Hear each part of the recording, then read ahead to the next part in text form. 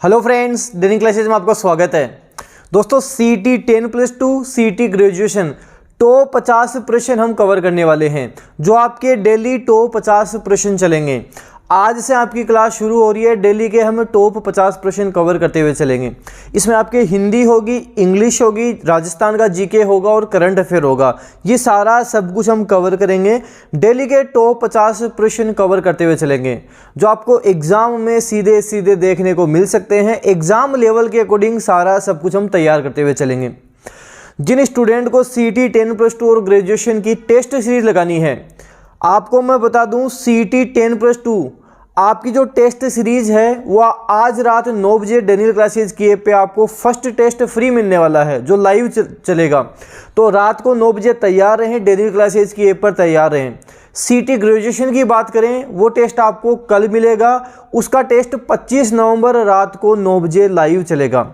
Total आपको 15 test इसमें मिलेंगे। सीटी 10+2 और ग्रेजुएशन आपको 15 टेस्ट मिलेंगे। अगर किसी स्टूडेंट को केवल टेस्ट ही देने हैं तो आपको 299 में कंप्लीट 15 टेस्ट मिल जाएंगे। अगर आप चाहते हो टेस्ट के साथ साथ आपको राजस्थान जीके भी मिले और साथ साथ आपको नोट्स भी मिले, तो ये सारा कंप्लीट पैकेज जिसमें राजस्थान जीके भी रहेगा, टेस्ट सीरीज भी रहेगी, ये 499 में मिल जाएगा, जो ऑफर में मिल जाएगा। जल्द परचेज कर लें, ऑफर का फ़ायदा उठाएं। राजस्थान जीके और हम बात कर लें आपके टेस्ट सीरीज जो चल रही है, सारा एग्जाम लेवल के अकॉर्डिंग आपके रहने वाला है। तो चलिए दोस्तों, हम 50 प्रश्न देख लेते हैं। पहला प्रश्न है कि निम्न में से जोधपुर के संस्थापक कौन हैं? जोधपुर शहर किसने बसाया था? जोधपुर शहर 1459 में राव जोधा ने बसाया था। 1459 में चिड़िया टूंक की पहाड़ी पर मेहरानगढ़ दुर्ग का निर्माण करवाया था। किसने करवाया था?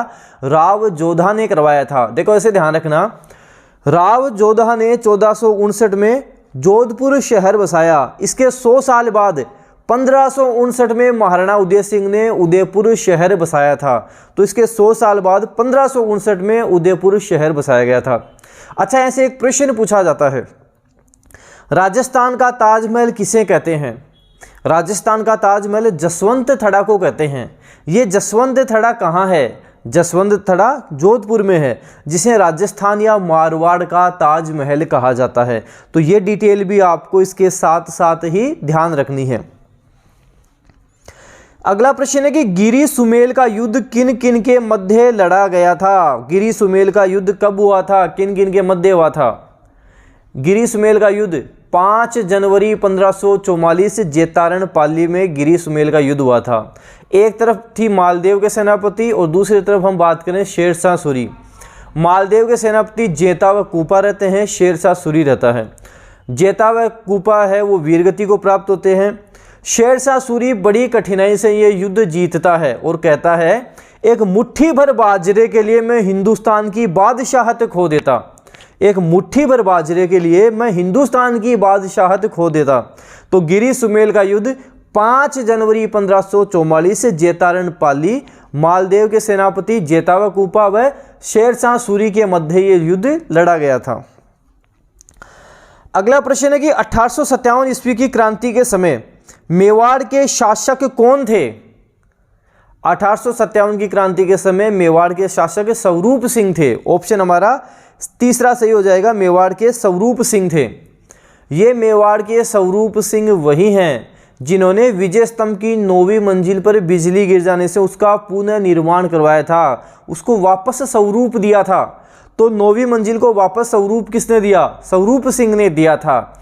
इस तरह से आप इसको याद रख सकते हो। तो हमारा सही उत्तर होगा तीसरा, महाराणा स्वरूप सिंह। एक प्रश्न यहाँ से और पूछा जाता है, 1857 की क्रांति के समय भारत का गवर्नर जनरल कौन था? 1857 की क्रांति के समय भारत का गवर्नर जनरल कौन था? लॉर्ड कैनिंग था। कौन था? लॉर्ड कैनिंग था। एजीजी कौन था? राजस्थान का AGG, agent to governor general कौन था? जॉर्ज पैट्रिक लॉरेंस था। कौन था? George Patrick Lawrence. ये भी साथ ध्यान रखना। अगला है कि आहड़ में वराह मंदिर का निर्माण किसने करवाया था? आहड़ को अपनी राजधानी बनाया और यहाँ वराह मंदिर का निर्माण करवाया। किसने करवाया था? अल्लट ने करवाया था, जिसे ख्यातों में आलू रावल भी कहा गया है। अल्लट ने आहड़ उदयपुर में वराह मंदिर का निर्माण करवाया, आहड़ को अपनी राजधानी बनाया। ख्यातों में इसे आलू रावल भी कहा गया है। और मेवाड़ में सर्वप्रथम नौकरशाही का गठन किसने किया? अल्लट ने ही मेवाड़ में सर्वप्रथम नौकरशाही का गठन किया था। ये भी आप साथ साथ इसके ध्यान रखोगे। दोस्तों वीडियो जितना ज़्यादा हो सके शेयर कर देना। सभी स्टूडेंट्स को पता लग जाना चाहिए सीटी टॉप 50 प्रश्न, डेली टॉप 50 प्रश्न हम कहाँ देख सकते हैं? डेली क्लासेस यूट्यूब चैनल पर देख सकते हैं, बिल्कुल फ्री देख सकते हैं। और ये 50 प्रश्न ही नहीं है, यहाँ से डेली आप 200-250 प्रश्न देखते हुए चलोगे, एक्स्ट्रा फैक्ट के साथ देखते हुए चलोगे। इसकी आपको पीडीएफ भी मिलेगी जहाँ आपको एक्स्ट्रा फैक्ट के साथ मिलेगी। नेक्स्ट जो आपकी क्लास होगी उससे पहले आपको डेनियल क्लासेज के टेलीग्राम चैनल पर इसकी पीडीएफ मिलेगी, एक्स्ट्रा फैक्ट के साथ मिलेगी। डेनियल क्लासेज का टेलीग्राम चैनल आप डाउनलोड कर ले, वहाँ आपको इसकी पीडीएफ भी साथ साथ मिलेगी। अगला है कि बारह कोटड़ी के नाम से कौन सा राज्य प्रसिद्ध है? आमेर राज्य बारह कोटड़ी के नाम से प्रसिद्ध है। यहाँ के शासक थे पृथ्वीराज कछवा, उन्होंने अपने 12 पुत्रों में से बांट दिया था, इसलिए इसे हमें 12 कोटड़ी के नाम से जानते हैं, इसलिए इसे 12 कोटड़ी के नाम से जाना जाता है। तो ऑप्शन फर्स्ट आमेर सही उत्तर हो जाएगा। किस दुर्ग में एशिया की विशाल तोप जयबान स्थित है? जयगढ़ दुर्ग में है। किस में है? जयगढ़ दुर्ग है। देखो ये जो जयगढ़ दुर्ग है, जयगढ़ दुर्ग की नींव किसने रखी थी? एग्जाम में पूछे, जब पूछा जाए जयगढ़ दुर्ग की नींव किसने रखी थी? मान सिंह प्रथम ने रखी थी। जयगढ़ दुर्ग का निर्माण कार्य किसने शुरू करवाया था? जयसिंह प्रथम अर्थात मिर्जा राजा जयसिंह ने करवाया था।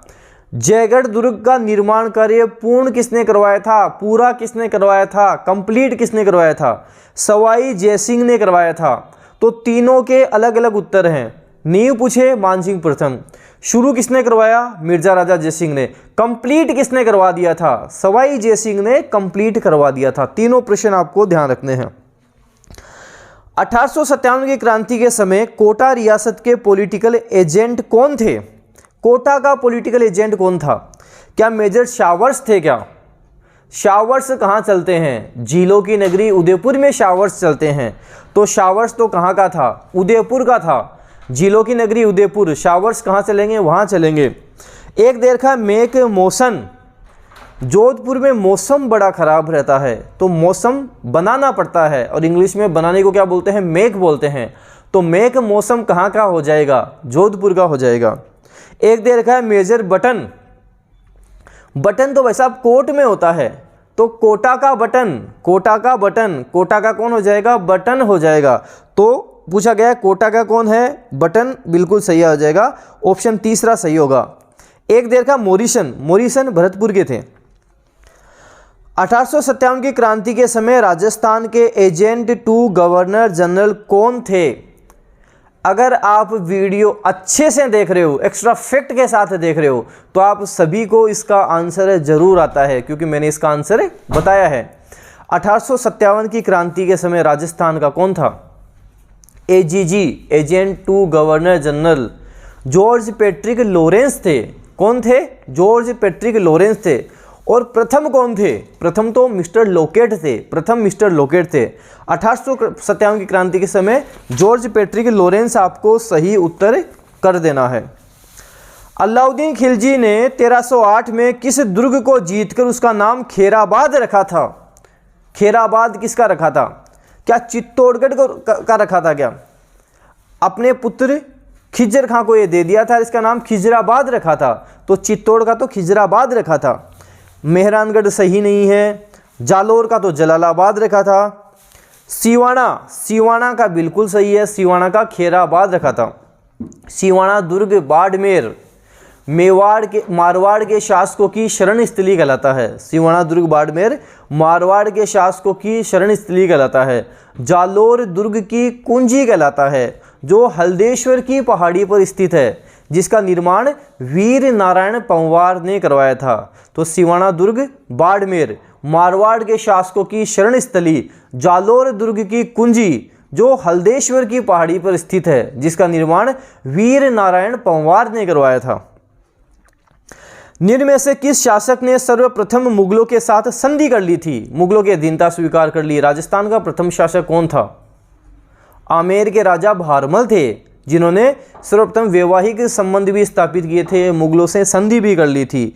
तो ऑप्शन तीसरा, आमेर के राजा भारमल। हर्ष की पहाड़ियाँ किस जिले में स्थित हैं? हर्ष की पहाड़ियाँ राजस्थान के किस जिले में हैं? राजस्थान के सीकर जिले में हर्ष की पहाड़ियाँ हैं। अर्थात जीण माता का मंदिर कहाँ है? जीण माता का मंदिर भी रेवासा सीकर में है, जहाँ वर्ष में 2 बार मेला भी बढ़ता है।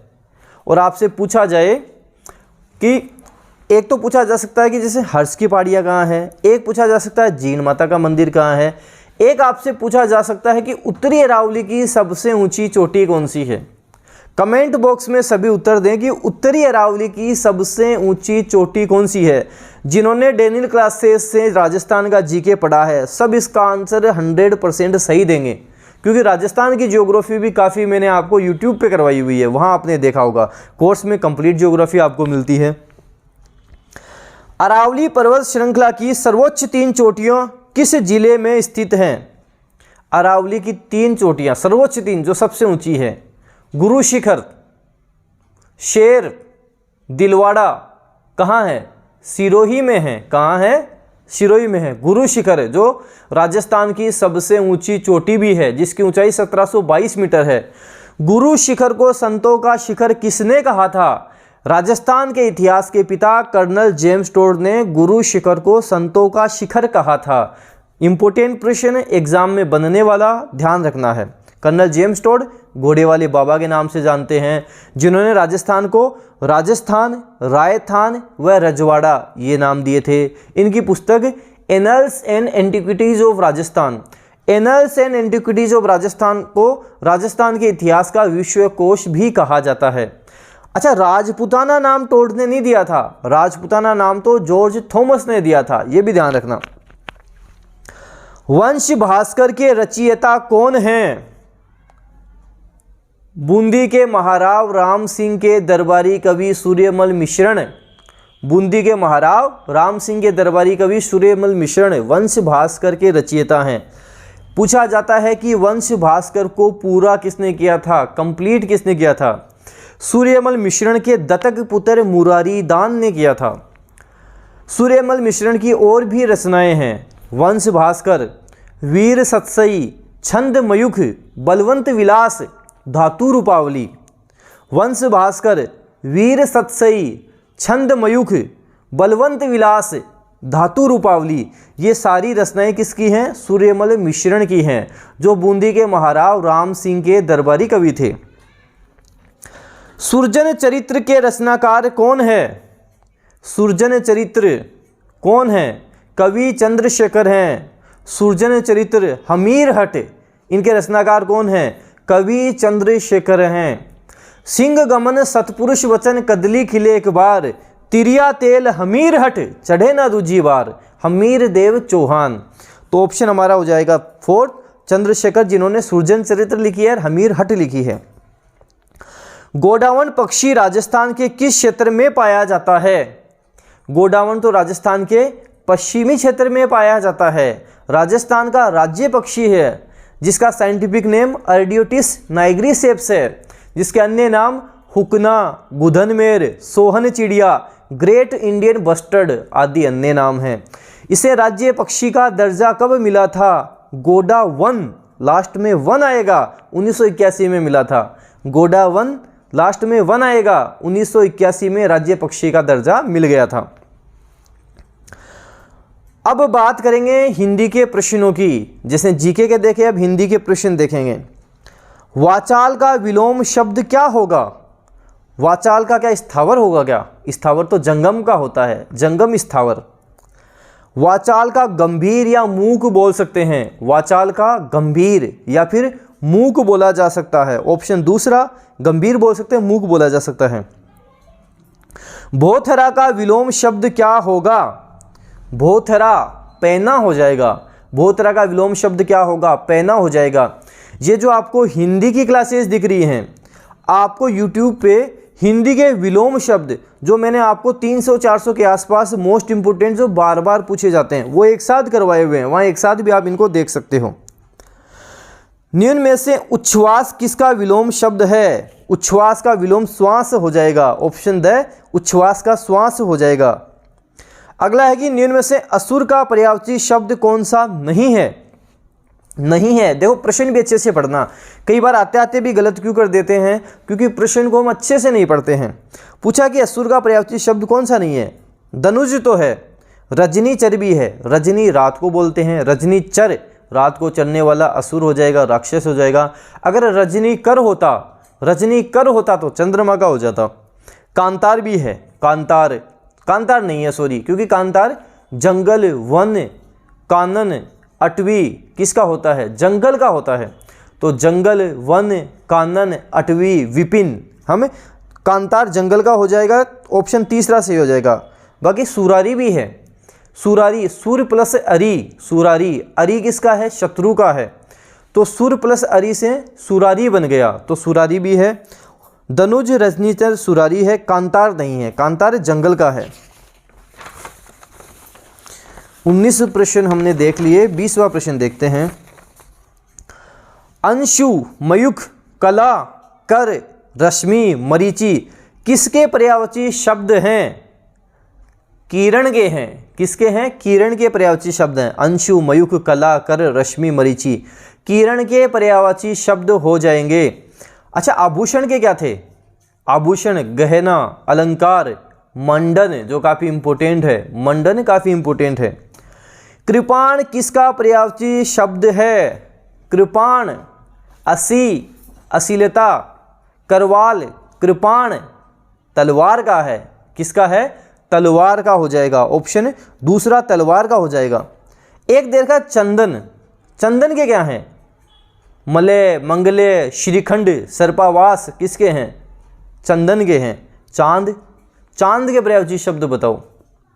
चांद के क्या होंगे? शशि, शशांक, मयंक, इंदु, कलानिधि, सुधांशु, हिमांशु, रजनी, कर, निशा, कर किसके होंगे? चांद के पर्यायवाची शब्द हो जाएंगे।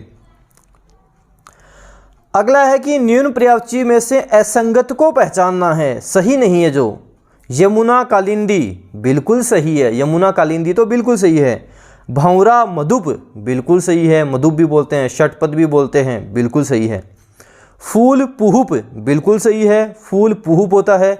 सुमन होता है, कुसुम होता है, गुल होता है, प्रसून होता है, ये भी सही है। पंडित, विहग, विहग तो पक्षी को बोला जाता है, पंडित को नहीं पक्षी को बोला जाता है, तो चौथा यहाँ गलत हो जाएगा। अगला है कि निम्न में से किस शब्द में व्यंजन संधि नहीं है? शंकर, सम प्लस कर शंकर में तो है। समाचार, सम प्लस आचार समाचार में भी है। संस्कृति, सम प्लस कृति संस्कृति में भी है। भावुक में नहीं है, भावुक में अयादि स्वर संधि है।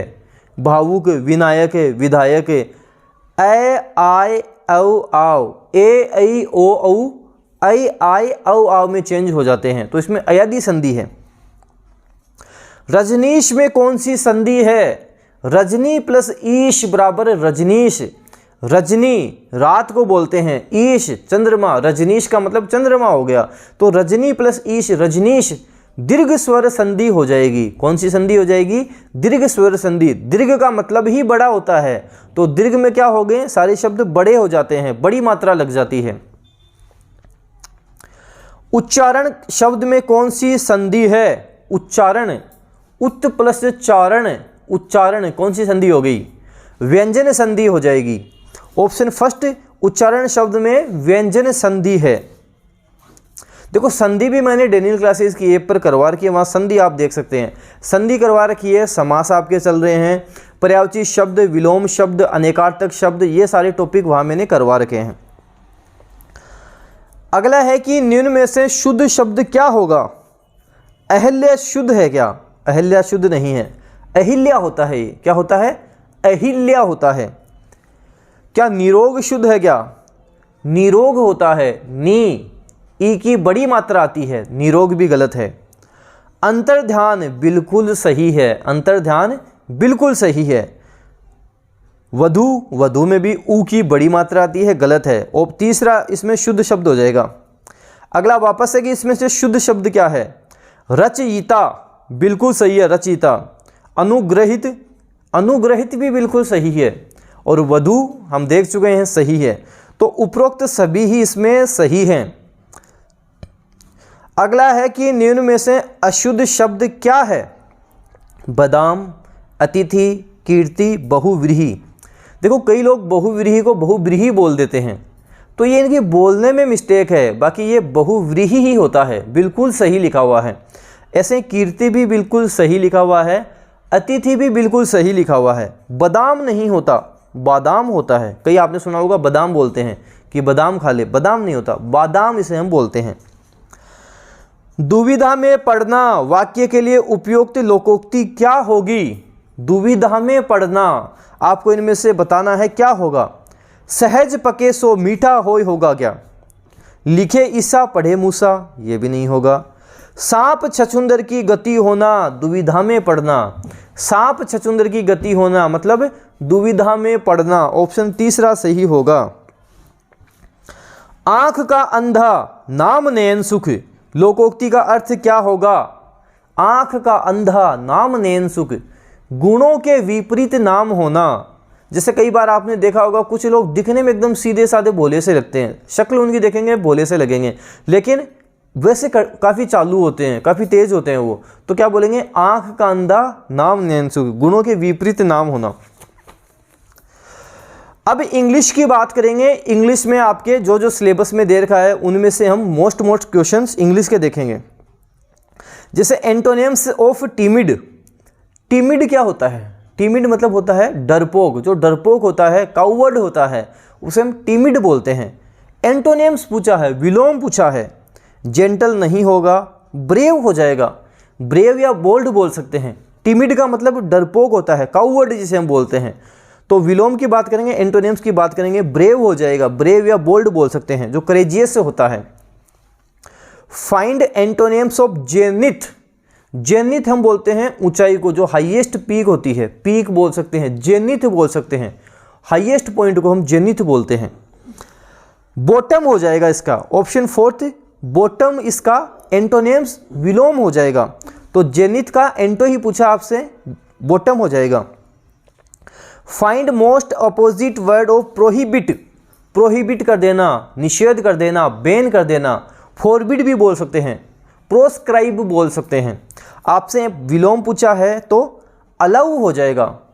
प्रोहिबिट का विलोम शब्द अपोजिट अलाउ हम कर देंगे। Choose the correct idioms. Idiom आपको बतानी है। Add fuel to the fire, ऐसे बोलते हैं ना, आग में घी लगाना। ऐसे बोलते हैं ना, जलीम को और जलाना, उसको क्या बोलेंगे? एड फ्यूल टू फायर, मतलब किसी को गुस्सा आ रहा तो और ज़्यादा गुस्सा दिलाना। टू इंक्रीज एंगर, ऑप्शन तीसरा सही हो जाएगा। टू इंक्रीज एंगर हम बोल सकते हैं add fuel to fire, to increase anger. Choose the correct idioms. Back to back. Back to back का मतलब होता है एकदम रेगुलर, लगातार, उसको बोलते हैं बैक टू बैक। इसमें हो जाएगा कंसेक्यूटिव हो जाएगा, ऑप्शन दूसरा कंसेक्यूटिव, लगातार हो जाएगा, दूसरा बिल्कुल सही इसका उत्तर हो जाएगा। अगली भी आपको इडियम फ्रेजेस बतानी है। Apple of Discord. हम बोलते हैं ना कि यार हम झगड़ते तो नहीं है, लेकिन ये जो आया ना बीच में बंदा, ये हमको लड़ाई करवा दिया, ये एप्पल ऑफ डिस्कॉर्ड है, झगड़े का कारण है, विवाद का कारण है। जैसे कई बार देखा होगा दो कुत्ते लड़ रहे हैं, बीच में हड्डी पड़ी है, वो हड्डी के लिए दोनों लड़ रहे हैं, तो वो हड्डी क्या हो जाएगी? उनके लिए एप्पल ऑफ डिस्कॉर्ड हो जाएगा, झगड़े का कारण हो जाएगा, विवाद का कारण हो जाएगा। Option fourth cause of quarrel, विवाद का कारण, झगड़े का कारण। एक होता है Apple pie order. Apple pie order का मतलब सब कुछ एकदम परफेक्ट ऑर्डर के साथ जब होता है, everything is perfect, then we say apple pie order, एकदम परफेक्ट ऑर्डर में होना, एप्पल पाई ऑर्डर। एक होता है sixes and sevens. 8 sixes and sevens का मतलब होता है सब कुछ अस्त व्यस्त होना, सब कुछ अस्त व्यस्त होना उसको बोलते हैं। तो ये कई बार रिपीटेड है, पूछी जाती है। जैसे एक बार पूछा गया था व्हाइट एलिफेंट का क्या मतलब होता है। व्हाइट एलिफेंट आपके थाईलैंड में पाए जाते हैं।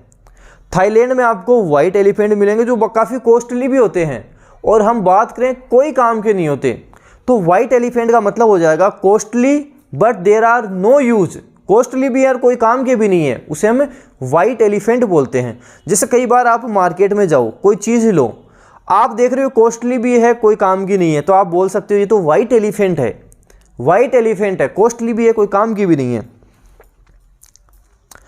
Choose the word nearest in meaning to ambition. Ambition अभिलाषा, महत्वाकांक्षा। डिजायर हम बोल सकते हैं, सिनोनिम पूछा है, डिजायर हम बोल सकते हैं। ऐसे ही सिनोनिम बताना है एबल, जैसे बोलते हैं ना हम चीज़ के एबल हैं, मतलब केपेबल हैं। ऑप्शन तीसरा सही हो जाएगा, एबल का केपेबल सही हो जाएगा। अब कुछ फिल इन द ब्लैंक है, सही आंसर सही उत्तर आपको देना है। आजकल एग्जाम में फिल इन द ब्लैंक भी काफ़ी पूछते हैं। Those tablets are really dash my headache is much better now. मतलब जो टेबलेट्स हैं वो रियली थी, क्या थी, अच्छी थी, इफ़ेक्टिव थी। अब मेरा जो हेडेक है अब पहले से बेहतर है, पहले से अच्छा है, तो इसे हम इफ़ेक्टिव बोलेंगे। क्या बोलेंगे, इफ़ेक्टिव। इफ़ेक्टिव का मतलब ही हो गया असर करना, पहले से बेहतर फील कराना, अनुभव करवाना। तो यहाँ पे इफ़ेक्टिव ऑप्शन तीसरा सही आएगा। Those tablets are really effective, my headache is much better now. I never said you paid me dash much. I never said you paid me too much, TWO too much. मैंने कभी नहीं कहा कि तूने मुझे बहुत ज़्यादा दिया, टू मच दिया है। I never said you paid me too much, TWO option fourth सही उत्तर होगा। She has got longer hair than I have. Longer hair than, THAN than हो जाएगा, ऑप्शन दूसरा। She has got longer hair than I have, मुझसे बड़े उसके बाल हैं। THEN का देन का मतलब तो तब हो जाता, तो यहाँ बैठेगा नहीं, ऑप्शन दूसरा सही बैठेगा, THN देन होगा। I have dash black and white cow. मेरे पास ब्लैक एंड वाइट काऊ है। देखो यहाँ पर हम बात करें, ध्यान से देखना, I have black and white cow. अगर यहाँ पे लिखा होता I have black and a white cow, तो इसका मतलब हो जाता दो गायों की बात हो रही है।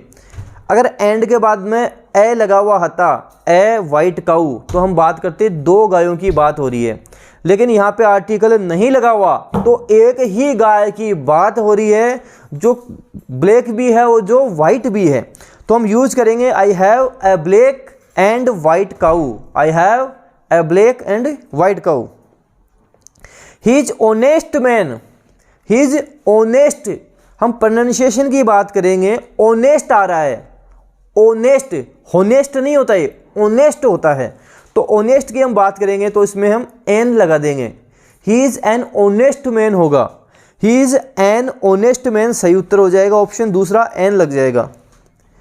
Kalidas is Shakespeare of India. Kalidas is the Shakespeare of India होगा, कालिदास इज द लगेगा यहाँ पे। कालिदास क्या है, इंडिया का शेक्सपियर है, तो Kalidas is the Shakespeare of India. तो ये हमने बात की दोस्तों इंग्लिश के क्वेश्चंस के बारे में। कुछ करंट अफेयर के क्वेश्चंस भी देखते हैं, क्योंकि एग्जाम के लिए आपके इम्पोर्टेंट है। हाल ही में रिलायंस जियो ने कहां से मोबाइल की 5G सेवाएं लॉन्च की हैं? राजस्थान में की हैं, कहां से की है? नाथ द्वारा राजसमंद से की हैं। एग्जाम में पूछा जाता है कि श्रीनाथ जी का मंदिर कहाँ है? नाथ द्वारा राजसमंद में ही है। तो कहाँ से की है? नाथ द्वारा राजसमंद से की है। और 1 अक्टूबर 2022 को भारत में 5G सेवा की शुरुआत हुई, ये ध्यान रखना। अगला है कि हाल ही में भारत और किस देश के बीच संयुक्त मानवीय सहायता अभ्यास टाइगर ट्रम्प आयोजित किया गया? अच्छा, डोनाल्ड ट्रम्प कहाँ के हैं? अमेरिका के हैं, तो उसी से याद रख लेना, अमेरिका से किया गया। भारत और हम बात करेंगे अमेरिका हो जाएगा, अभ्यास का नाम हो जाएगा टाइगर ट्रम्प, अमेरिका इसका सही उत्तर हो जाएगा। बंगाल की खाड़ी में आए चक्रवाती तूफान सीतांग का नाम किस देश ने दिया है? सीतांग नाम थाईलैंड ने दिया है। किसने दिया है? थाईलैंड। थाईलैंड की राजधानी क्या है? बैंकॉक है। तो किसने दिया है? थाईलैंड ने दिया है। और अभी हमने बात की वहाँ वाइट एलिफेंट भी पाए जाते हैं। विश्व खाद्य दिवस कब मनाया जाता है? विश्व खाद्य दिवस तो 16 अक्टूबर को मनाया जाता है। 16 अक्टूबर को हम विश्व खाद्य दिवस मनाते हैं। ऑप्शन ए 16 अक्टूबर। संयुक्त राष्ट्र यूएन का विश्व खाद्य दिवस 2022 दुनिया भर में 16 अक्टूबर 2022 को लीव नो वन बिहाइंड विषय के साथ मनाया गया। थीम भी ध्यान रखना, लीव नो वन बिहाइंड, आजकल थीम ज़्यादा पूछते हैं तो ये भी आपको ध्यान रखना है। लीव नो वन बिहाइंड इसकी थीम हो जाएगी। अगला है कि अक्टूबर 2022 में प्रधानमंत्री नरेंद्र मोदी ने भारत को कितनी डिजिटल बैंकिंग इकाइयां दे, तो हम बात करेंगे 75 डिजिटल बैंकिंग इकाइयां हो जाएंगी। टोटल 75 डिजिटल बैंकिंग इकाइयां हो जाएंगी। Option B 75। भारत के प्रधानमंत्री नरेंद्र मोदी ने भारत के हर कोने तक डिजिटल बैंकिंग के लाभों को सुनिश्चित करने के लिए वीडियो कॉन्फ्रेंसिंग के माध्यम से 75 जिलों में 75 डिजिटल बैंकिंग इकाइयां राष्ट्र को समर्पित की हैं। और अंतिम प्रश्न है हमारा, अक्टूबर 2022 में जारी किए गए 15वें ग्लोबल हंगर इंडेक्स में भारत किस स्थान पर है? तो इसमें हम बात करेंगे भारत 107वें स्थान पर है। भारत 107वें स्थान पर हो जाएगा। 15वां ग्लोबल हंगर इंडेक्स 2022 जारी किया गया। भारत 121 देशों में से 29.1 स्कोर के साथ 6 पायदान नीचे 107वें स्थान पर आ गया है।